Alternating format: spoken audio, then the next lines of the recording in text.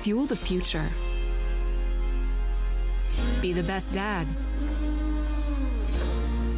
Or support cultures to thrive. Because when you donate through Canadian Blood Services, you don't just make a difference.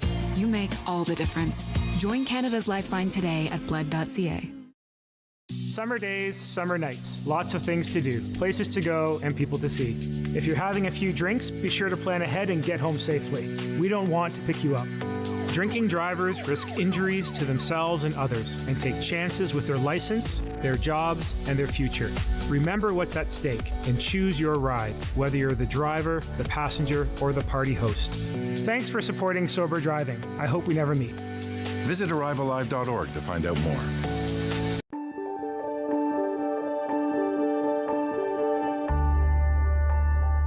You're watching Rogers TV St. John's. Newfoundland is now almost a brand new country since Confederation. Nothing can hold us back now. Confederation has been a real success.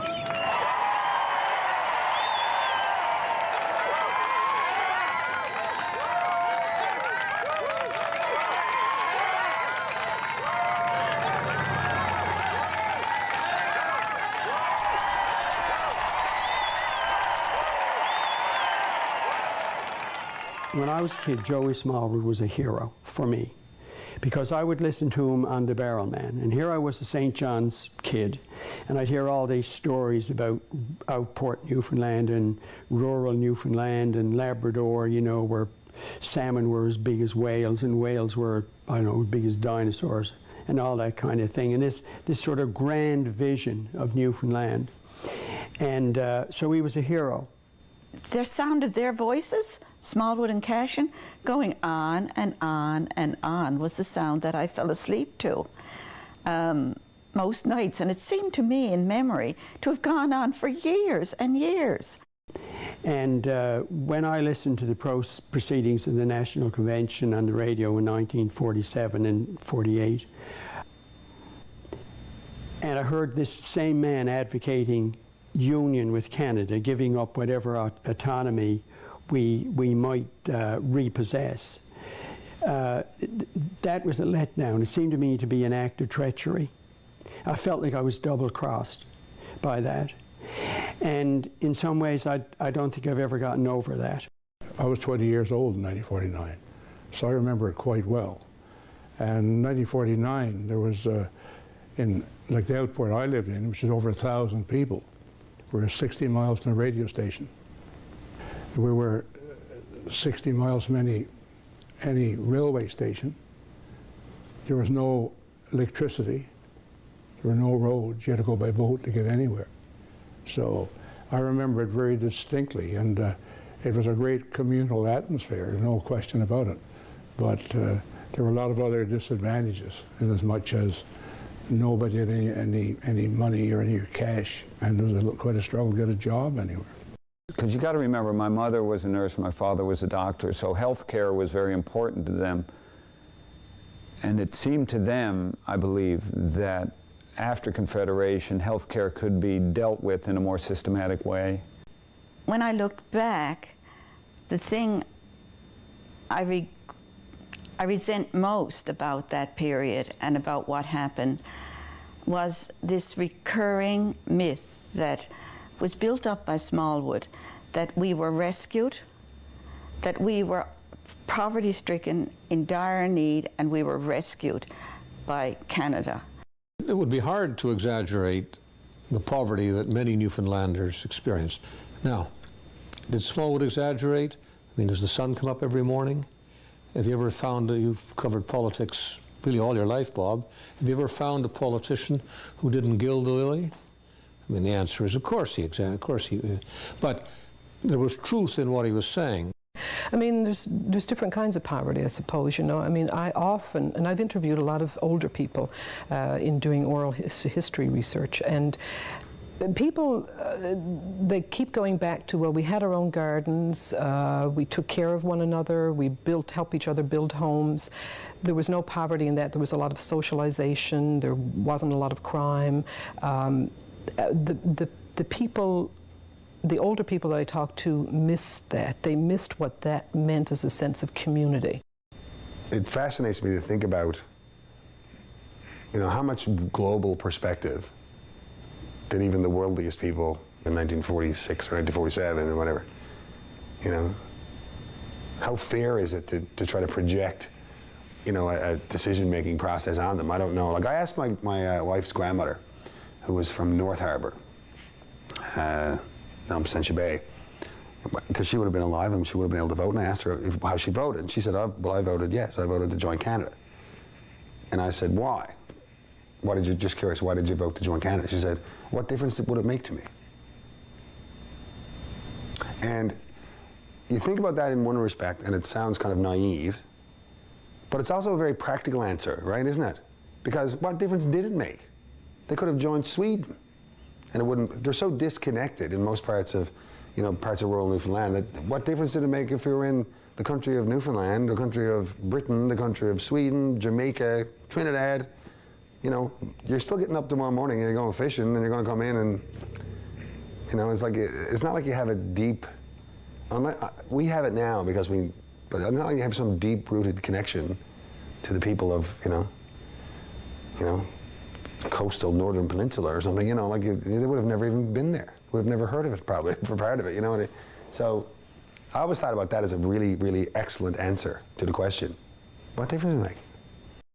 My grandmother had talked to me a whole lot in her later years, you know, about how Newfoundlanders were really, you know, really felt ill done by the St. John's and the merchants, and so it was very important to get the message out that the people around the bay needed to vote and needed to vote for Confederation because they would be better off and they wouldn't be run by St. John's and people in St. John's who they still felt in some ways as if they owned the whole province. So it's wonderful for people who make the pink, green and white flags and the Republic of Newfoundland t-shirts, but I think apart from that, this was a democratic process. This was a hard-won political battle.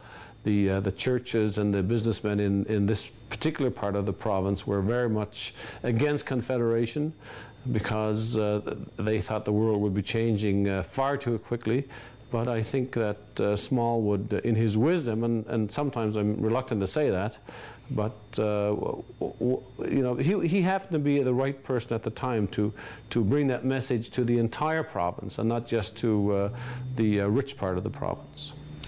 I was 7 years old, and I spent a lot of that summer at Brigus with my grandfather, my father's father, Joby Roberts, and I wasn't paying any attention to politics or matters political, particularly at that age, but I can remember him distinctly saying, and it must have been July, the second referendum, the July one, that he'd just been down to vote, which meant nothing particular to me, but that for the first time ever in his recollection, he'd seen the nuns who lived at there's a convent, it's now a B&B or something, it was a convent, a Roman Catholic convent, I guess, presentations, just below the hill on which his house stood.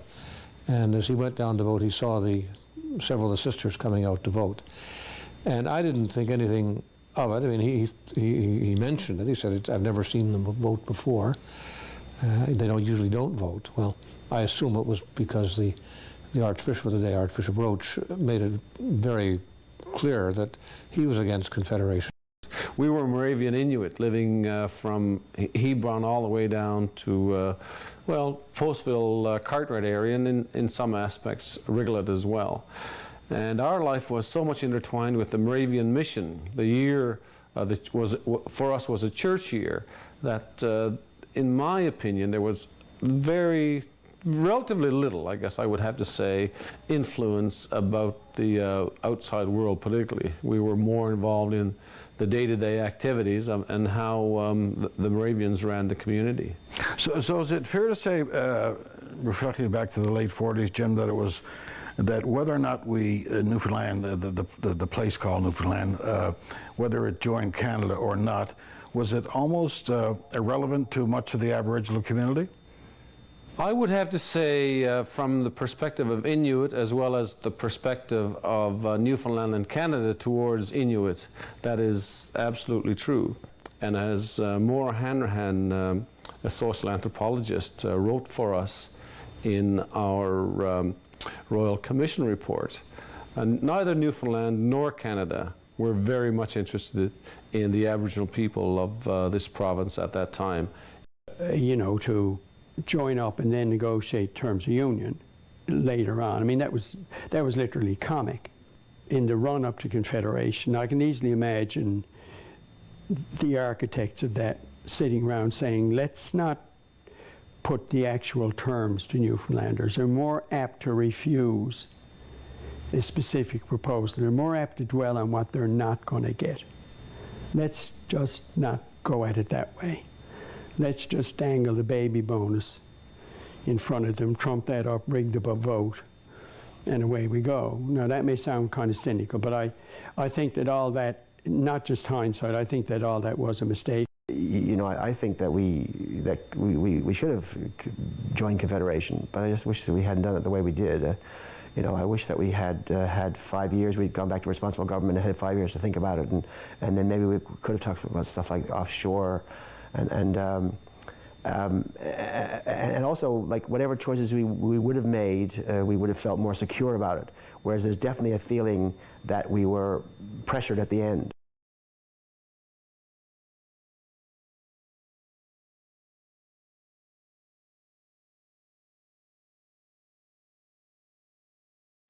I should like to direct my first words today to the people of the new Canadian province of Newfoundland. I know I am speaking for the people of the other 9 provinces when I say that we welcome you warmly as fellow Canadians. The memory I have is the night before, the night we became Canadian, the 31st of March, 49, right? It wasn't going to be April Fool's Day. Being tucked into bed by my mother, so I was 8.5 years old, and being told, well, I should say my mother was a Canadian. She was born and grew up in Nova Scotia. She and Dad met at Dalhousie. Being told as she tucked me in and kissed me goodnight that you're going to sleep a Newfoundlander, you'll wake up a Canadian. I remember that morning, the first morning I was supposed to be a Canadian, to waking up and thinking I should feel different. It should be different now. I should feel different. And the feeling I have, the general ambience in St. John's was one of sadness. It was as though a relative had died. We're a colony to begin with.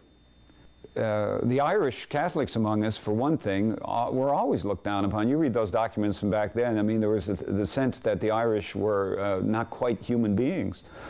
And so there was that already sort of cooking in the culture. I think the lack of confidence was real, and I think I felt it.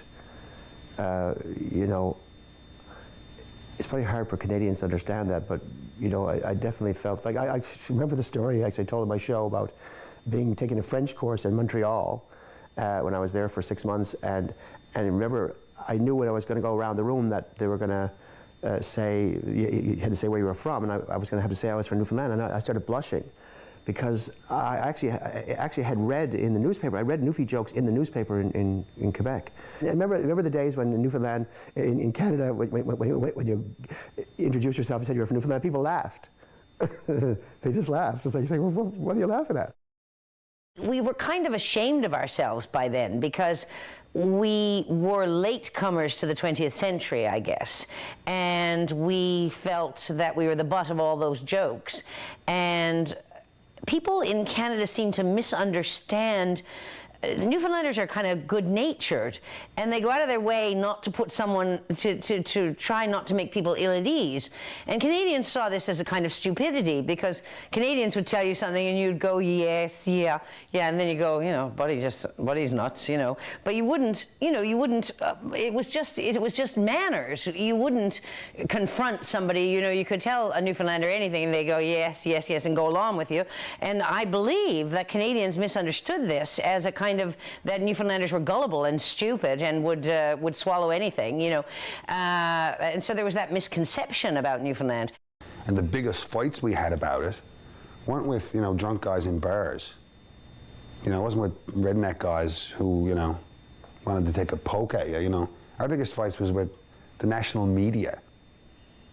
Our biggest fights have been with, you know, the Globe and Mail, with the CBC, with, you know, the protocol officers for the Queen.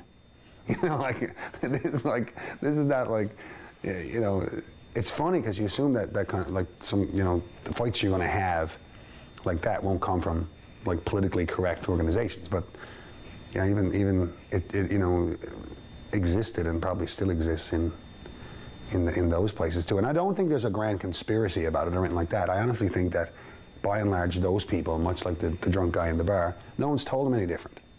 You know, I mean, I suppose we could argue that, you know, that somebody who's a you know, executive director at a national broadcaster or at a national magazine should know better.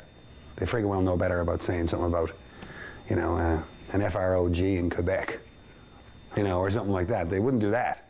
You know, they wouldn't call Celine a frog before they introduced her on stage. But, you know, if you don't correct them, they'll gladly introduce us as a bunch of newfies. That wouldn't bother them at all.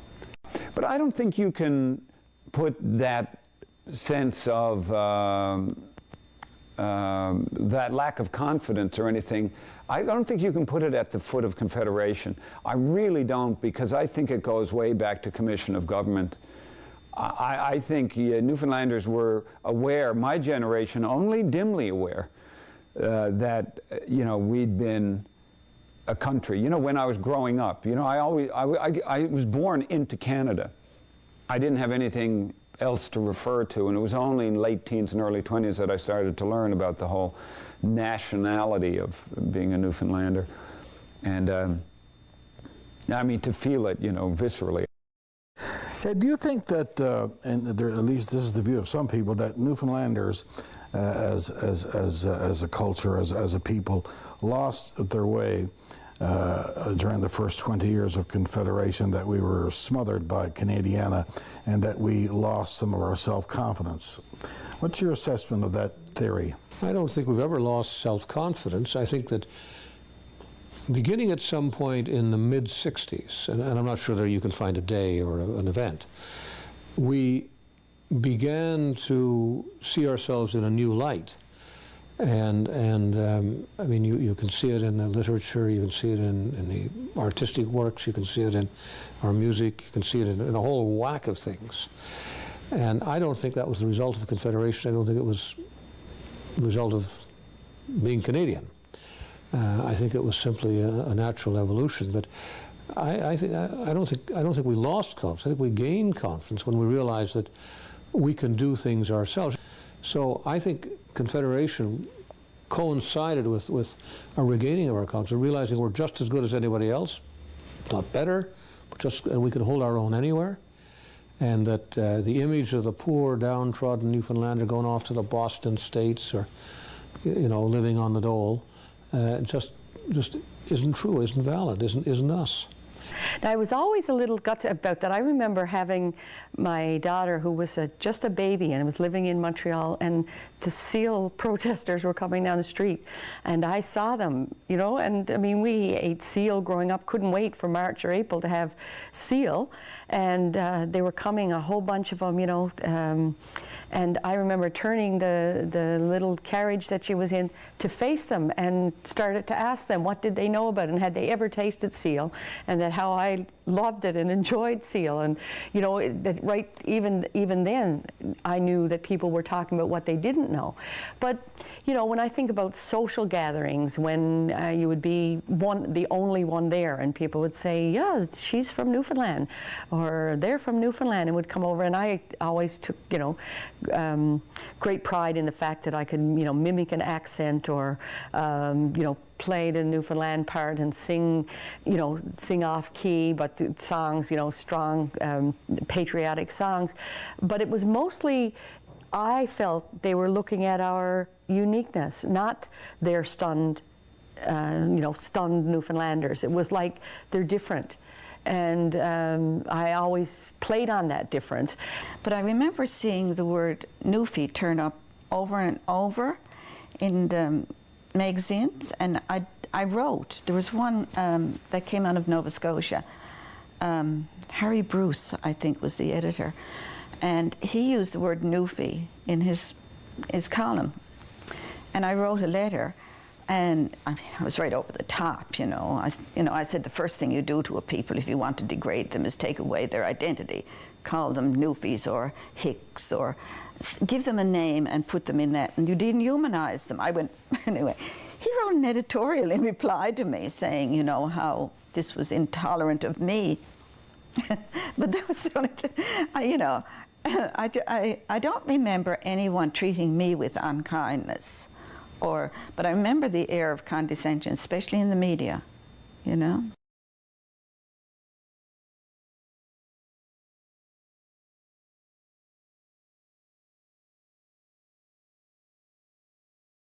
Yes, girl, we're a very happy people. Maybe we don't have some of the advantages that some of your richer provinces got.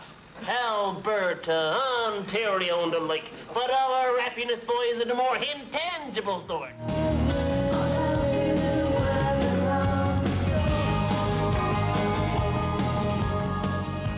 There was this thing that happened in the 70s where people in my generation started to feel that we weren't being given much credit, if you know what I mean, as a culture by the Canadians. And it seemed to me that there were two things going on, that either there would be this weird kind of praise coming our way for being so primitive and poetic. You know, that was the positive side. You know, it's like, you know, attached to the sea, attached to the land, and sort of in their own primitive way, you know, poets like the Irish are. And on the other hand, there was the Newfie joke, which rubbed us the wrong way, and we felt that's something that we ought to you know, have something to say about. You know, when I was growing up, everything was from England, our textbooks and everything. And if you went on stage here in St. John's, we had the London Theatre. I mean, these things were wonderful. I loved the English poetry. I loved the English theatre. But if you walked across the stage, even if you were a Newfoundlander, you had to adopt an English accent. I mean, people I'd known all my life grew up in St. John's. They'd have a part on stage, and as soon as they went up the steps, they sounded like Englishmen. You had to. And I even remember taping a few things early in, I guess in my 20s, for CBC, and you had to get as near to that mid-Atlantic sort of accent as you could. So when I heard Codco on stage, in fact, I was with my family and three young children and my husband, and I was crying. I can't tell you how moved I was to hear people talking like me on stage. Well, it's obvious to me that the whole artistic renaissance of Newfoundland culture in the 70s and stuff is the biggest and probably the only reason that a band like Great Big Sea is. I mean, we literally went across the country and around the world with this sort of contemporary, modernized version of songs from our parents and that kind of thing, and we're given credit for this amazing idea, to do this, which we took, but of course it wasn't our idea at all. It's like that kind of thing was new to most of North America, but it wasn't new to us. I mean, I grew up, when I was a kid, in the late 70s and the early 80s, the biggest show in the world wasn't from New York, it wasn't from Paris, it wasn't from London, it was from Newfoundland. The Wonderful Grand Band were the biggest rock stars in my entire young life. Simple as that, full stop. I think when I came back in 1977, I think it was, or 78, there was such a renaissance of Newfoundland culture here. I mean, I heard Figgy Duff in Toronto that year that I was in Toronto, and I always loved folk music, and when I heard them, I thought, oh my God, if they're doing that, if that's going on back home, I'm going back. We were constantly trying to say to ourselves, let's look at what we got and this gem of a culture that we brought with us into Confederation, and to constantly say to our fellow Newfoundlanders, like, geez, this is incredible what we did, and some of them knew it, some of them didn't, and then to tell the Canadians that they had gotten this great thing that we brought with us into Confederation. In the late 70s, I lived out of the province for 2, 3, almost 4 years, and would come back in the springtime or in the summertime, where I was a university student at that time, and I wanted to come back to this place to have my children. Didn't want them born in Nova Scotia and Montreal. Wanted them to be born in Newfoundland. Is it just because Newfoundlanders seem to have a heritage of humour? Now, we don't really laugh at ourselves here in Toronto, Can you laugh at yourself, and do you laugh at yourself, and are we laughing at you? I think that's correct. I'm really angry if people do it now, because, I don't know if people knew better in 1951. Or 1958 or 1962, you know what I mean? But we freaking well know better now, and to see some people doing it now, it's like, guys, you're jumping back a decade, man. With every Newfie gag, you're just like, you're shoving us back a decade, man, and it's that easy too, and if you're prominent at all, especially, and you had to have a no tolerance policy on it, you're never going to erase it. That's never going to happen. But the world, it needs to know. It's not even the world. The country needs to know that that's not okay. I mean, we've got Rick Hillier, we've got Rick Mercer, we've got This Hour is 22 Minutes. We've got Rex Murphy. We've got somebody always on The Idol from Newfoundland. But people still, Ron Hines, did I ever tell you that story? Ron was in Toronto at the airport not that long ago, maybe about 6 months ago, and a very nice, seemingly nice man that was getting off a flight, and his family was there to meet him, loving family. He was the father. They were really glad he was home, lots of hugs and kisses and stuff. And they said, "What was Australia like, Dad?" He said, "It was wonderful." He said, "Except for the Aboriginals." He said, "They're like our Newfies, like the monkeys in the trees." And Ron was like, he was just, his jaw just dropped. He just was unprepared for it, totally unprepared, because we keep thinking that we're part of the country. We don't know that people think we're like monkeys in trees. I get a bit filled up when I think about poor Ron just standing there in the middle of Toronto Airport thinking he's in his country, and people are saying that he's like the monkeys in the trees. Now, maybe the monkeys will be mad at me if they hear this, that I'm not wanting to fit in with them, but who knows? Anyway, sometimes when you read things in the Globe and Mail, you're just quite shocked and hurt, I guess. I mean, I think probably the overriding attitude is that, well, the Newfies finally got a bit of oil offshore, and, we're giving them a half-decent deal on it, so they'll crawl out from under for a while, with some kind of measure of condescension. If they've never been here, they all want to come here. They want to know more about Newfoundland.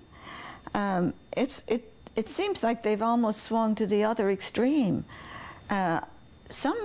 I can see, I mean, I read the Globe and Mail, I can see that there's still this, that we're spending too much money supporting this little remote place. Why don't we shift them all off to Ontario attitude in some of the business press? But generally speaking, I think Newfoundlanders are thought of as certainly interesting. When I watched Random Passage, something resonated with me quite strongly. I couldn't stop watching it. I remember buying the video after and thinking, what is it? And it was this link I felt with women in it. That here they were being strong and, you know, not withstanding the manipulation and the behaviors, you still had that very strong sense of, yeah, whether it's the water or the waves or the hills or all the adversity, that spirit of, yes, I need to live here, I need to be here, I need to smell the salt water. We don't need no, you know, St. John's man to tell us that we have to have a pride of place. I see, it's almost as if we felt it from the womb.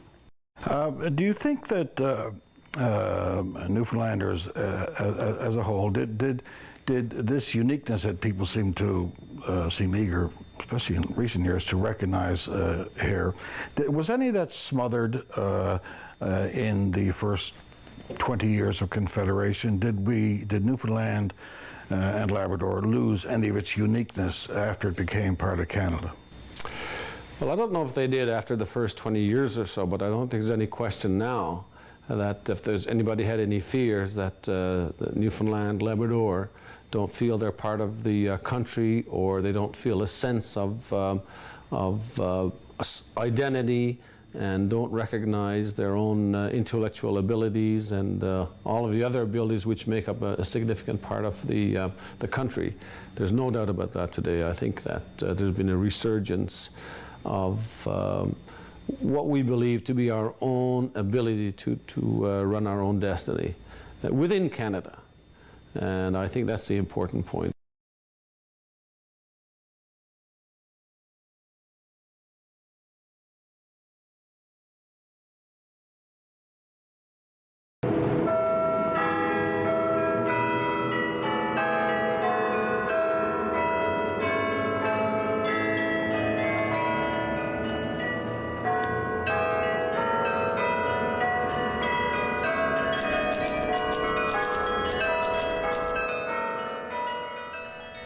I really believe that I was born in the best country in the world. I love Canada. We live in a country where being regionally proud is not only tolerated, it's promoted. You know, it's like, and you see it in the arts a lot, you know, where I remember once in Toronto, a radio station in Toronto played a Celine Dion song, an Our Lady Peace song, and a Great Big Sea song back to back to back. And I was like, well, there you go. I think it's turned out pretty well. Partly because Canada is a country in which we can make all the noise that we make and be embraced still as part of the country. You know, I like that. And I think when we talk about you know, the whole nationalist movement in Newfoundland, or we talk about you know, separatist notions, you know, within that group and that kind of thing, I always say that I'd be way more interested in Newfoundland nationalism if Canada sucked more. But it doesn't suck very much at all. It's actually pretty good, you know, like it's a pretty good place to be, and so I consider myself lucky, having traveled the world to have been born in Canada. And I suppose if we had to surrender our independence and join another country, we probably couldn't pick a country much better than Canada to join. Certainly if you go down the list, you come to a lot of losers very, very, very quickly. I really do wish that we had been given more time to think about ourselves as a separate nation. I think culturally we definitely are.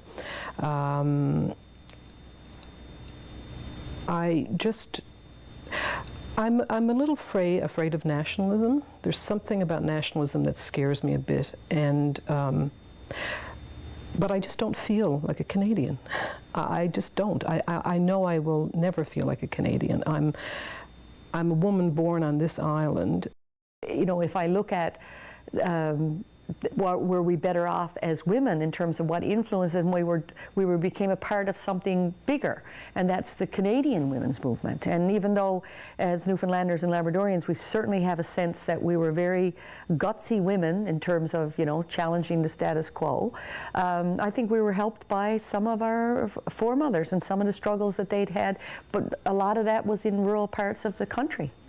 But at the same time, just again the what if, you know, would the improvements that have taken place in women's lives and in the lives of other people who were not treated with great respect, and would those improvements have been made, or would have they been made slower or faster if we had been a country?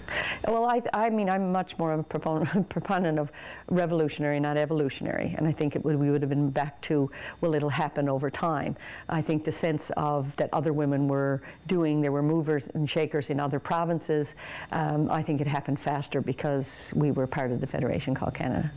Over the years, over these past 60 years, have you ever at all thought to yourself, I wonder what life would have been like for yourself and for all the rest of us if we had gone back to responsible government? Yeah, I don't think it would have been very good. There's no question, you know, there's a lot of things changed with Confederation because so much came so fast. But on balance, I think it was very good. As I look back over, with some exceptions, the quality of governance we've had in this province since Confederation, I sometimes shudder to think what it would have been like had they been totally let loose on their own. It was a nice daydream that maybe as an independent country we would have fared better. Maybe we would have preserved our cod stocks better. You know, maybe we would have done all that better. But on the basis of the track record of what we have done with what we do control, I don't feel really comfortable that we would have done it. And because of that, however I might feel about it culturally and spiritually, I wouldn't say I'm certain we would be better off, we would be more prosperous had we not become part of Canada. And it's always possible to say things could have been better. You know, and if you won the lottery tonight, and you won, I don't know, $10 million to take a number, and you had to split it with two other guys who only got $3.3 million, you could have been better. You could have been alone and had that full $10 million yourself. You know, I mean, of course. But I think it's been a good union, and I think that Newfoundlanders, Labradorians are better off today because of it than we would have been if we'd been on our own. And I find it interesting, you know, we had this period in the 90s and in the last few years when people talked of Ireland and Iceland as being heaven on earth. And if only these were islands, well, Ireland's quite a large island, but Iceland's a very small island, 350, 400,000 people.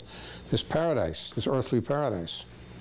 Well, Ireland today is going through very rough economic times, rougher than, you know, most of its contemporaries. Iceland economically has become a basket case. So it's easy to say we could have been great on our own, but I've always been one who says that you know, we're better off where we are than. Can you prove it? No. Can I believe it? Yes. For 60 years is not a lot of years. I mean, you know, I come from a generation of women that keeps pointing out, you know, that it's only this since 1929 that women have voted. So history is, you know, in the same way as being vigilant. You know, we have a saying in the women's movement, you know, take one step forward and watch your back. I think in terms of as a province and as a country, we need to pay attention to, you know, it's not wrong that little kids wave a Canadian flag and talk about and write essays and what it means to be to be Canadian, because the more we learn about that, the harder it is. We're not as insular anymore, the way we would have been as just a country of Newfoundland. But I remember asking him once, Premier, what was the biggest difference you saw after Confederation? He said, it was this, it was the children. After Confederation, you never again saw a child wearing rubber boots without socks in them, or clothing made from flour sacks because their parents had no choice. And he said that was the baby bonus. It wasn't a lot of money, but it put money in the hands of mothers. And so the first time ever, is the way he put it, you saw children who were decently clothed. And that stuck with me. This documentary is marking the 60th anniversary of Confederation, Agnes, obviously. Do you think that's something to applaud or to cheer for? Not in my deepest heart, no. I don't. I mean, I think there's probably been lots of good things. There certainly has been. I take the benefit of some of those things, for sure. But I can't say it in my heart. It would feel like a betrayal.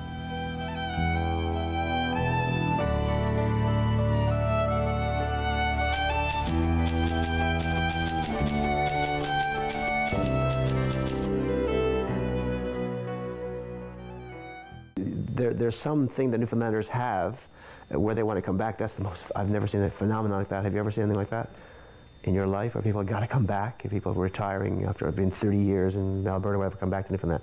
That thing is like, there's like a salmon gene, linked into us, and we got to come back. It's got to be biological. It can't be cultural, I don't think.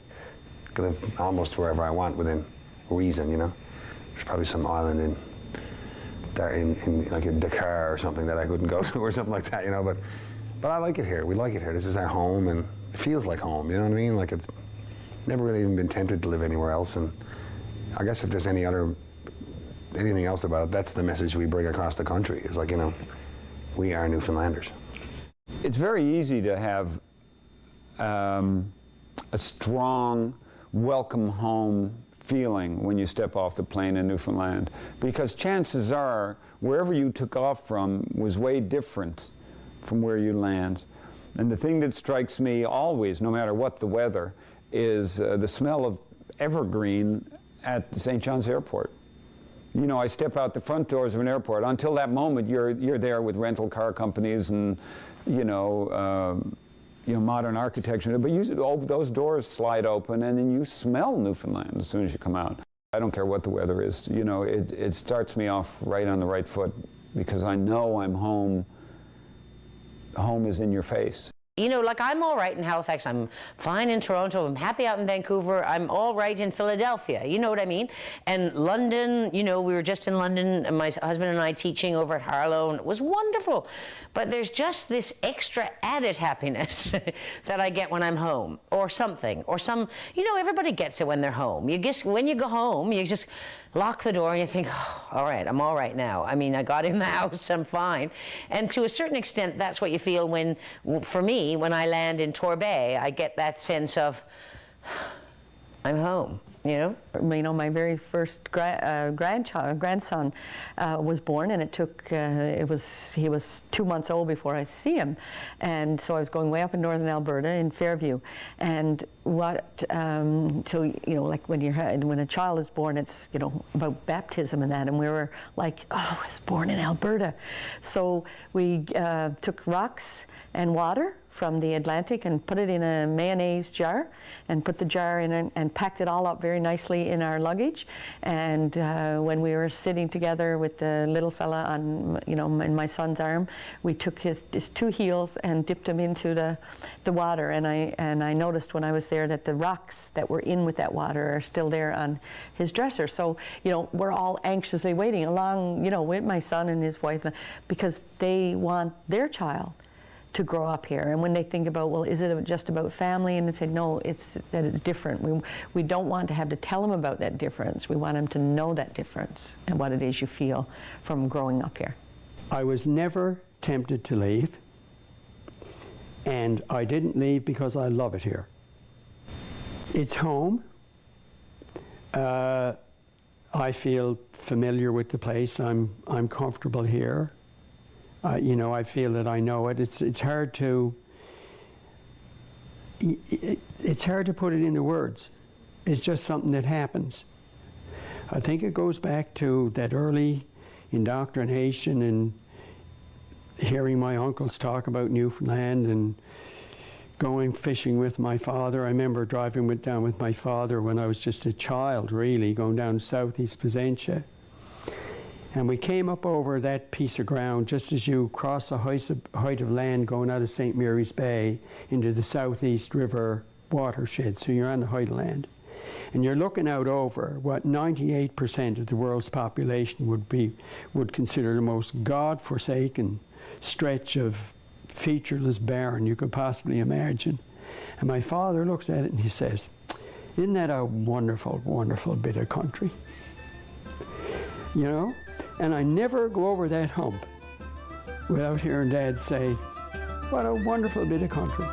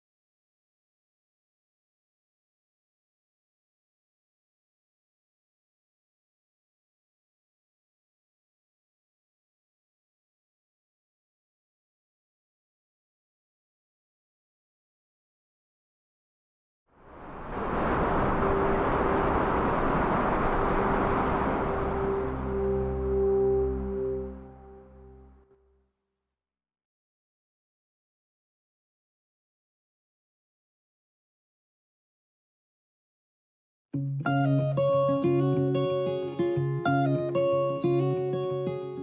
name is Marina Plowman. I grew up in Portiswell, and I'm still living in Portiswell. Came from a very large family.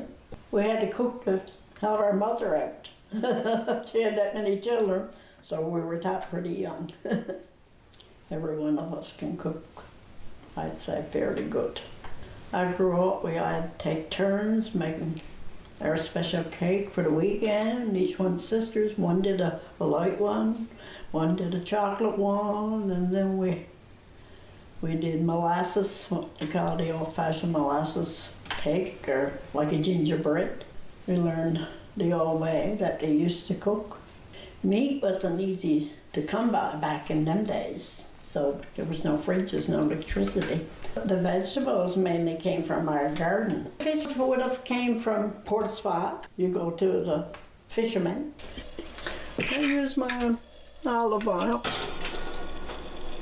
I'm going to do a recipe that came back from great-grandmother from Quebec City. I'll keep stirring this now until it's brown, really brown. You brown your little bit of flour and make it nice and tasty. It was fish, you know, and a good potato and onions into it. I want enough of liquid to cook the fish, but I don't want too much. It was good. And we enjoyed it. Really did. My mom used to cook a master-sized pot. The recipe did come from Quebec. That's where my grandparents on my dad's side came from. My mom's side, my grandfather came right from France. At the age probably 14, 15, he decided he was going to get off the boat, so he jumped ship and took the boat and rowed ashore into it and hid away under a pile of lumber. And the man that owned the land, he came out that morning, saw the men coming off the boat. He knew they were looking for someone. And he was hid away on his pile of lumber in the yard. So he took them in and gave them tea. And then he took them down, showed them where to go, where no one wouldn't find them. Down in Eddie's Cove, there wasn't very many people, probably 3 or 4 families at that particular time. So they took him in, and that's where he met my grandmother too, and he married her. It's just something when you decide you want some fish, you want fish stew or fried fish or whatever, you know, you just cook it up for a meal. It's always made the same way that my mom used to make it and taught us to make it. It was a recipe that we grew up loving.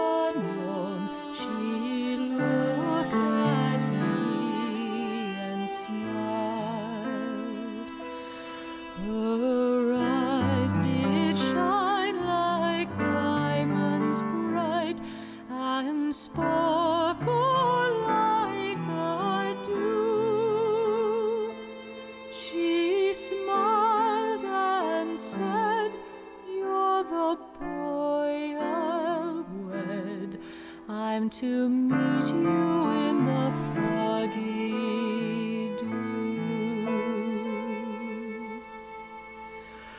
Droop your head, your rose of red, as the weeping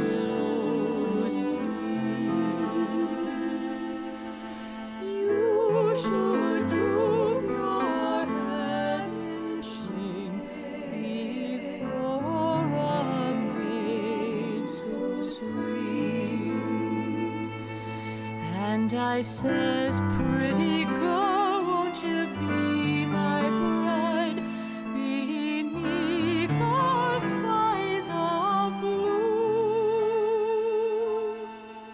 She smiled and said, you're the boy I'll wed. I'm to meet you in the foggy dew.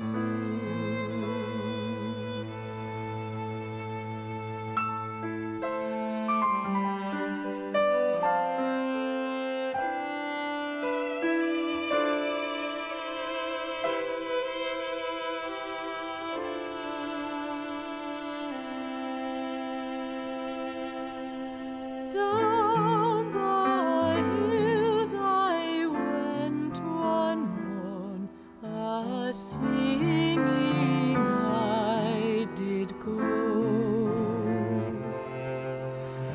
Down the hills I went that morn, and she answered soft and low. She says, if you'll be mine own true love, I'm sure that you'll prove true. And close in my arms I will find your charms, will be hidden in the foggy dew.